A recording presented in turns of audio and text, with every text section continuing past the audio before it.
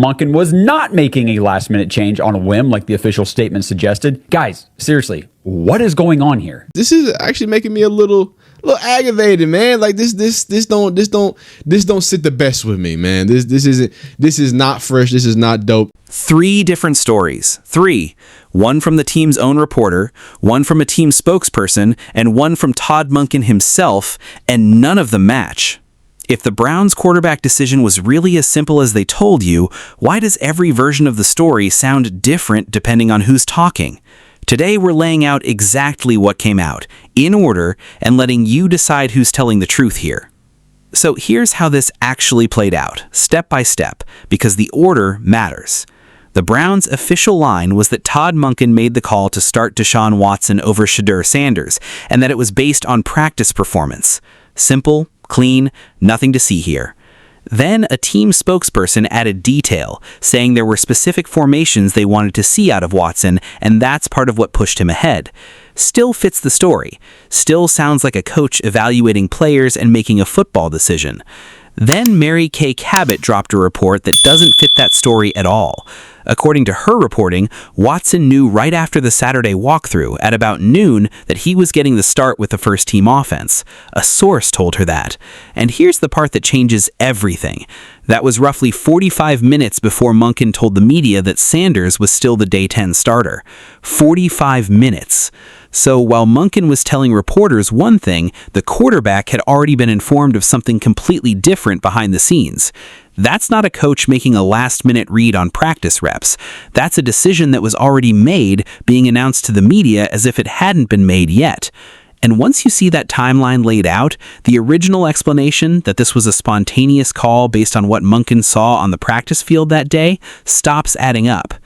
If the decision was locked in at noon, then whatever Monken said to the media afterward wasn't a live update. It was a script. That's the piece a lot of people are reacting to, because it means somebody in that building either misled the media on purpose or wasn't given accurate information themselves. Either way, the public version and the actual internal version don't match, and that gap is the story. Think about how that 45 minutes actually works in a real building.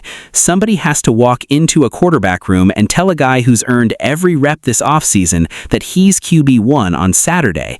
That's not a text message. That's a real conversation. Coaches involved, probably the GM in the loop too, because you don't hand a decision like that to a player and then let the head coach go stand in front of a podium and say the opposite less than an hour later without somebody upstairs knowing exactly what's happening.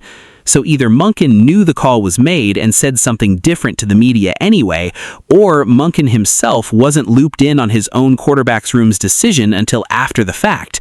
Neither one of those is a good look, and both of them are worth sitting with before you accept the simple version of this story. Said, quote, as it turns out, Watson knew right after the walkthrough at about noon that he was going with the ones on Saturday, a source told Cleveland.com. And that was about 45 minutes before Monken told the media that Sanders was still the day 10 QB1. Okay, so Monken was not making a last-minute change on a whim like the official statement suggested. Guys, seriously, what is going on here? So which version do you believe? The one they told the media, or the one that actually happened behind closed doors? Now here's where it gets messier, because this isn't just about one contradiction. It's about a pattern. First, you get the story that Monken made a football decision. Then a team spokesperson layers in a second explanation that specific formations were the deciding factor for Watson. Now you've got Cabot's report showing the call was made well before any of that could have mattered. That's 3 separate explanations for the same event, and they don't line up with each other. When an organization tells you 3 different things about the same decision, that's usually not a communication mistake. That's usually a sign that somebody is managing a story instead of just reporting one. And Browns fans have noticed this pattern for a while now. There's been ongoing frustration from parts of the fan base about certain reporters in that market being unusually close to ownership, echoing whatever the front office wants out there rather than reporting independently. Whether or not that's fair to any one specific person, the fact that fans are saying it out loud repeatedly tells you something about how this organization's information has landed over time. And look, nobody with any real standing has actually come out and said Shedeur was struggling with the offense, struggling with checks, or falling behind at the line. Nobody said that on the record. In fact, some of the most Watson-friendly voices in that market have described this as a genuinely close, even competition up to this point. So if nobody credible is saying Shedeur regressed, and the internal timeline shows the decision was locked in well before it was announced, then the explanation that this was purely performance-based gets a lot harder to accept at face value. That's not saying anyone can prove intent. It's saying the pieces on their own don't fit together cleanly. And when 3 explanations from 3 different sources contradict each other about the same 15 minutes, somebody's account is wrong. And here's the thing about competing explanations. They usually don't survive contact with each other for long. The formation's explanation from the spokesperson only works if you believe the decision came out of that Saturday practice itself. But Cabot's reporting puts the decision before the practice evaluation could have fully mattered. So now you've got 2 official-sounding explanations that can't both be true at the same time, coming from the same organization about the same 15-minute window. That's not fans reading too much into it. That's simple math. 2 stories, 1 event, and they contradict each other on the timeline, not just the tone. What's it called? A lot of y'all made that comment in these comments that we're going to read. But before we get into that, I just want to address that. And I also want to address the fact that I'm going to still cover 2. I'll probably make some more evergreen type videos. But as far as keeping up with the foolishness that the Browns media is portraying, in the Browns organization, you tell the media one thing after you've told Deshaun Watson one thing. Apparently Shedeur found out last minute because he was upset. And then to top it all off, right, the team spokesperson comes up with a BS narrative. So this interview from Todd Monken on Monday. Forget who you want to win the job for a second. Just look at the timeline. It does not add up. Here's the theory that a lot of people are running with now, and it's worth laying out clearly instead of dancing around it. Some fans and analysts think this wasn't a coach evaluating 2 quarterbacks and picking the better one that day. They think this was designed to look a certain way publicly, specifically to make Shedeur look worse than he actually performed. And once that theory is on the table, you can see why. Almost immediately after the news broke, you had Browns media members running with lines like, Shedeur is QB3 now, Shedeur is way worse than we even realized, framing that spread fast and hard before any actual game reps settled anything. To be clear, nobody has proof of coordinated intent here. What's real is the sequence, a decision made quietly, an announcement that didn't match the timeline, and a media narrative that jumped ahead of the facts within minutes. Whether that's organizational strategy or just chaos inside a building that can't get its story straight, the effect on Shedeur's public perception is the same either way. And that's really the frustration a lot of people are voicing.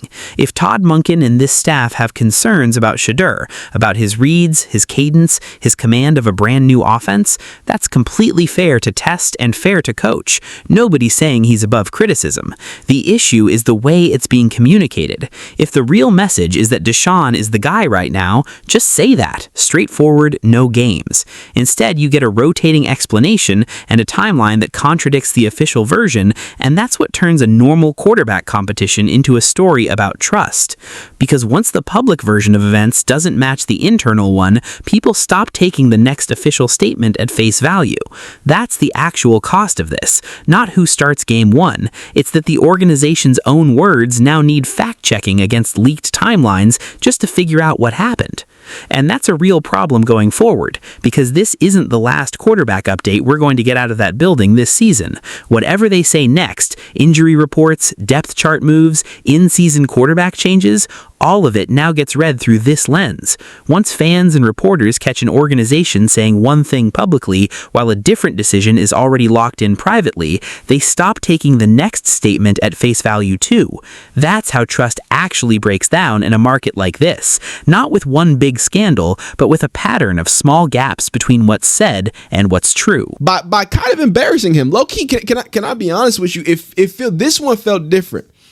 This felt like somebody is trying to embarrass Shedeur. You got Browns media members. Shedeur's QB3. They just ran with it. Oh, they're gonna waive Shedeur. Oh, Shedeur is way worse than we even realized. Browns media immediately ran with that narrative. And I was like, oh, I see the setup now.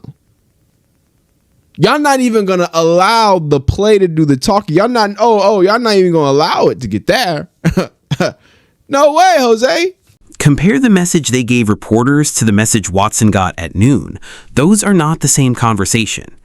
Now let's talk about what actually happened on the field, because that part matters too, and it's getting lost in the noise. Deshaun Watson's strongest practice reps have reportedly come against a Browns defense that is missing a serious chunk of its starting lineup. Tyson Campbell has been out. Denzel Ward has been out. Carson Schweisinger hasn't been on the field. Mason Graham only just got back into practice, and there's still a group of defensive tackles missing time.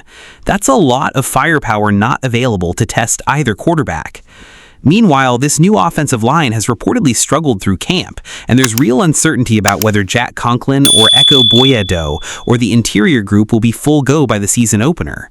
If the offensive line is getting beat regularly, and the defense across from it is running without several of its best players, then judging either quarterback off a small sample of practices under those conditions is shaky ground to build a big public decision on. Good reps against the shorthanded defense behind an unsettled line don't tell you as much as 3 consecutive weeks of clean, full-strength practice would.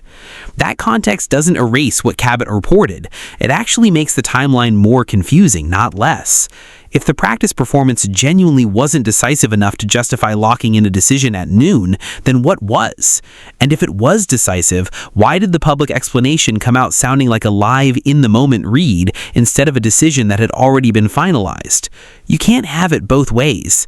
Either the practice tape mattered enough to make the call, in which case there's no reason to hide the timing of it, or the call was made for other reasons, in which case the practice explanation is covering for something else.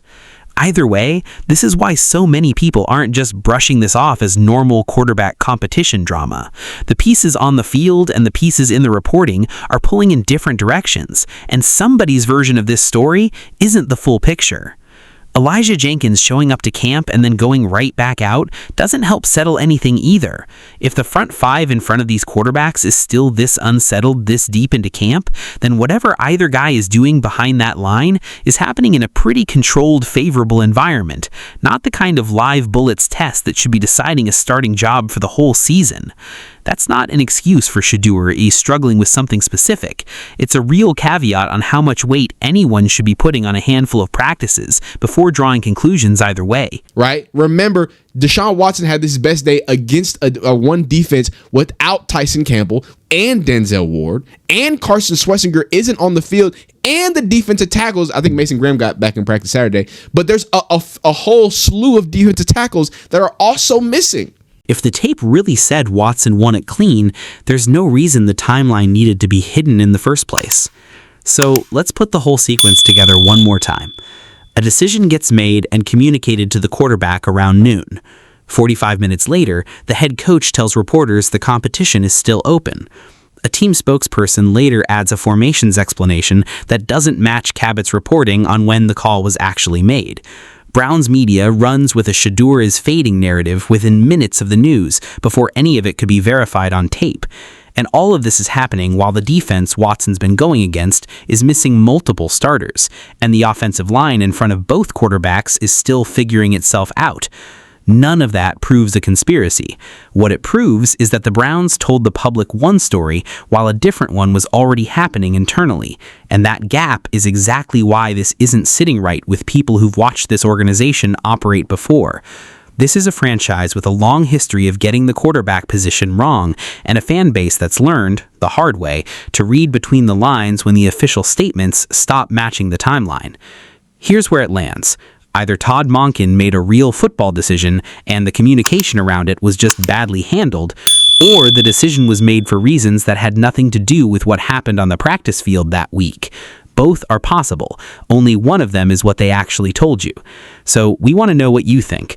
Do you believe this was Monken calling it straight based on what he saw? Or do you think this competition was decided somewhere else before it ever got announced?